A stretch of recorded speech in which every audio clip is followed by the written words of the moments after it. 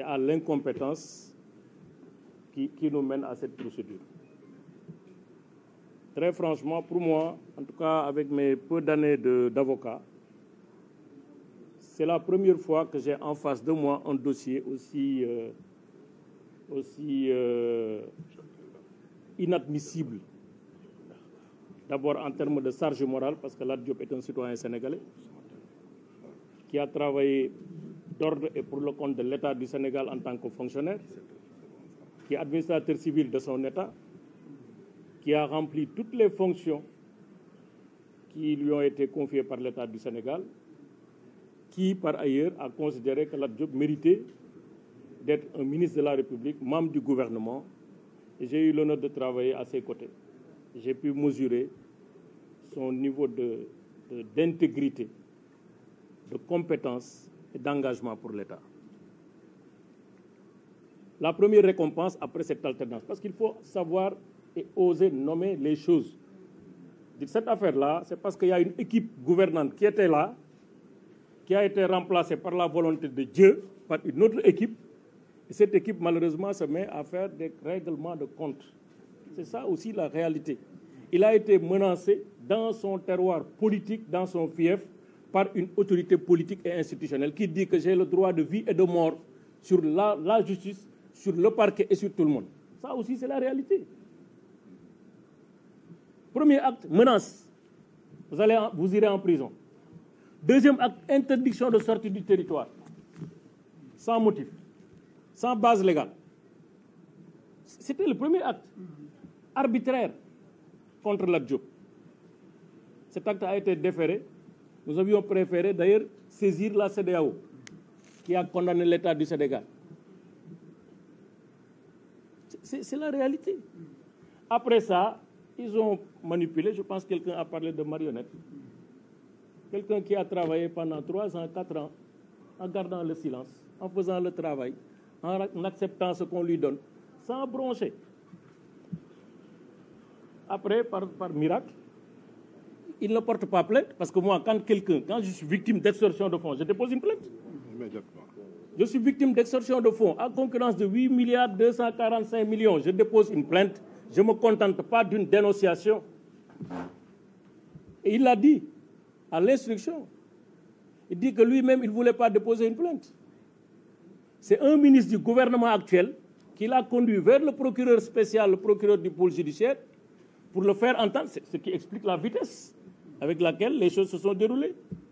Dénonciation, un jour, 48 heures après, on a en face le présumé coupable.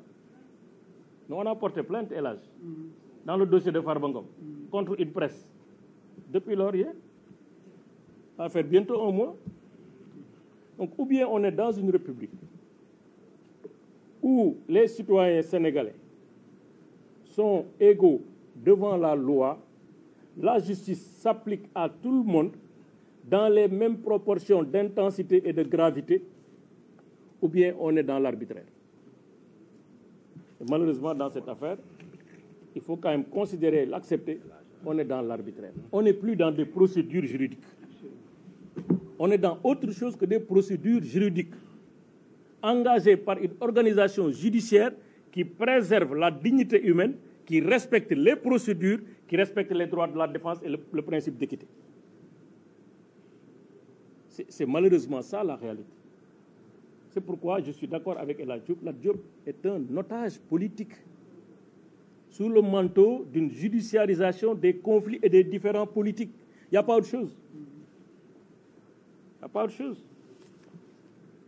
Après, il n'y a pas eu de plainte de l'État du Sénégal. Il n'y a pas eu de plainte de Mohamed Dieng, 1xBet. Il n'y en a pas eu. Sur la base de simples déclarations qui ne sont pas corroborées. À la base de la déclaration, c'est lui-même qui sort un tableau Excel pour dire voilà ce que j'ai remis. Aucune preuve de la remise, aucun transfert significatif noté dans les comptes de Lat Diop, rien du tout. Aucune correspondance entre ce qu'il reçoit et ce que Mohamed Dieng déclare. C'est ça la réalité. Et l'autre incongruité dans ce dossier, c'est que, à la fois, vous dites escroquerie, sur les deniers publics ou détournement de deniers publics. Pour la première fois, moi, je vois détournement de deniers publics, il n'y a pas une plainte de l'agent judiciaire de l'État. Attention, quand l'État est victime d'escroquerie ou de détournement de deniers publics, c'est l'État, l'agent judiciaire de l'État qui dépose une plainte. Même les avocats ne sont pas habilités à déposer une plainte. Il n'y a que l'agent judiciaire qui peut déposer une plainte en ce qui concerne le détournement de deniers publics. Nous tous, on le sait. Sinon, c'est irrecevable. C'est dans la loi, le décret qui organise l'agence judiciaire de l'État. Malgré tout, on ferme les yeux sur ça. On fait comme si de rien n'était.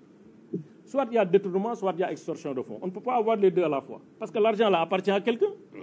Soit l'argent appartient à Mohamed Dien ou l'argent appartient à l'État du Sénégal. Si l'argent existe. S'il existe. Je dis soit, c'est pourquoi je pose des hypothèses. Mais dans tous les cas, on doit savoir à qui appartient cet argent. Si au moment où on vous parle, 1 an après l'enquête, personne n'est capable de dire l'argent provient de telle personne et a transité dans tel compte. Très franchement, j'estime que Togn Dal Bahoul.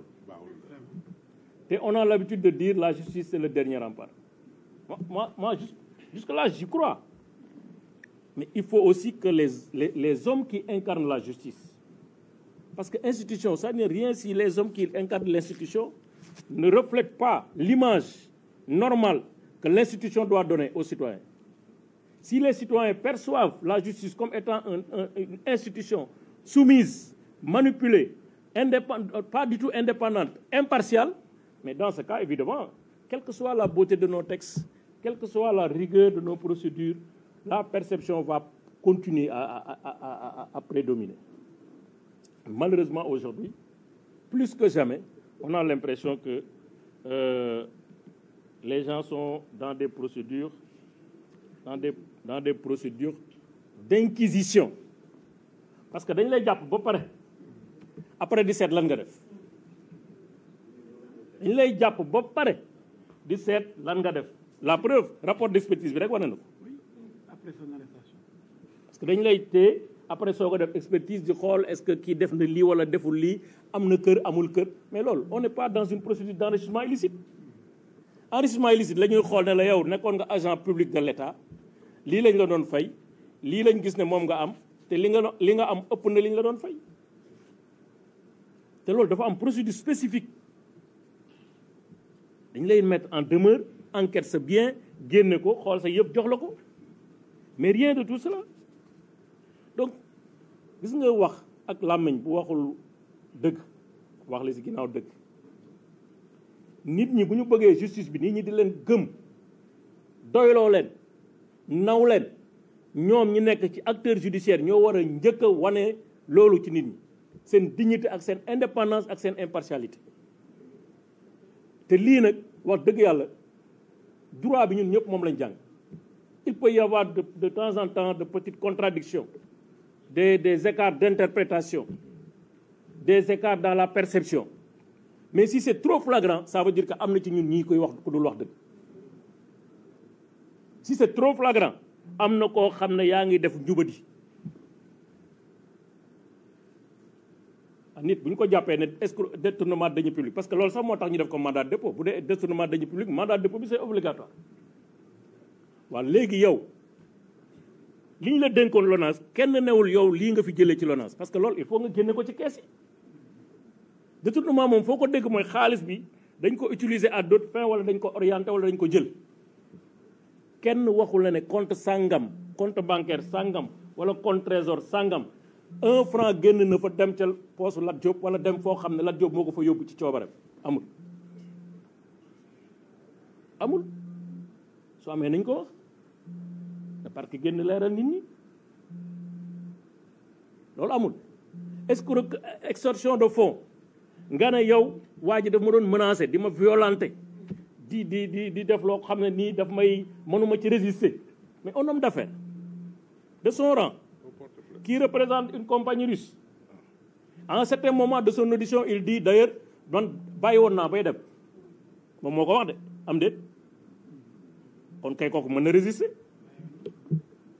et du benn société la am juróom-ñetti société wala juróom-ñeent gis naa ñu ko koy limal kooku affaire li muy def fii Sénégal c'est peut-être rien par rapport à son chiffre d'affaires global kon le fait qu'on ait tenté même de modifier si on li muy wax dëgg la c'est pas une violence c'est pas une menace non parce que c'est pas une contrainte parce que contrainte bi mooy lii c'est vital bu doon benn société nga am benn activité benn source de revenu waaw mën nañ la ci sonal peut-être mais yow yaa ngi Guinée yaa ngi Mali yaa ngi feneen kooku bu ñëwee toog ci yow magum jëm di brasser ay milliards di liggéey fu ne ci àddina bi ñu ne parce que dañ ma mettre pression moo tax ma joxe xaalis bi mais kooku da nga ko war a njëkk a téye yow bu dee dëgg am na ci dëkk bi kooku nga war a njëkk a téye def ko ci kaso bi soo ko xool na ko muy tuumaal dans quelle mesure li muy wax dëgg la mais dëgg amatul fii dëgg amatul fii.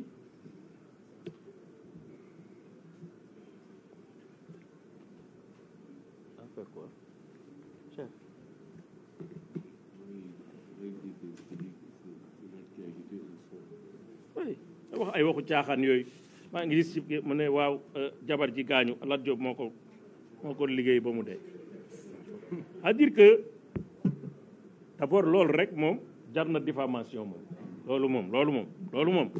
loolu dinañ ci déposer plainte ci loolu waaw loolu dinañ ci déposer plainte cybercriminalité ginnaaw moo xew mais man li ma bëggoon terminer rek mooy fi ñëpp terminer ata ngi nii Lat Diop nekk ci kaso bi ci ay waxu caaxaan pour ne pas dire waxu picc ñi ko téye xam nañ li ne ci dossier bi ñooñu ko gën a xam li ñu leen mën a ñaan rek mooy nañ xool seen diggante ak Sénégal parce que la justice est rendue au nom du peuple sénégalais nañu xool seen diggante ak seen borom bi leen sàkk xam ne benn parcelle de pouvoir divin lañ leen jox pour ñu ci àtte seeni moroom yoo xam ne gënuñu leen ëpp ñu leen juddu dàq ñu leen jàng gënuñu leen gore te dañu liggéeyal Sénégal ñu xam ne ñi ñuy tëj ci kaso bi dañu am ay jabar am ay doom am liggéey